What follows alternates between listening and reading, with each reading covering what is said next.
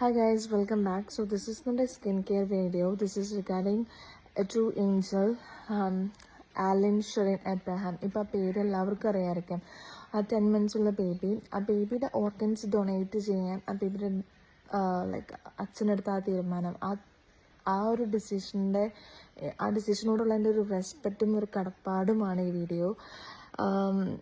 അത്രയും ഒരു പെയിൻഫുൾ സിറ്റുവേഷനിൽ വൈഫ് സിവിയറായിട്ട് ഹോസ്പിറ്റലാണ്, ബേബി ഇങ്ങനെ ബ്രെയിൻ ഡെഡ് ആയിരിക്കുന്ന സമയത്ത് ഈ ഒരു ഡിസിഷൻ എടുക്കാൻ ആ അച്ഛന് കിട്ടിയ ഒരു മനോധൈര്യം, അല്ലെങ്കിൽ ആ ഒരു ഡിസിഷൻ എടുക്കാൻ അച്ഛൻ കാണിച്ച ഒരു മനസ്സ്, അതിന് എത്ര നന്ദി പറഞ്ഞാലും മതിയാവത്തില്ല.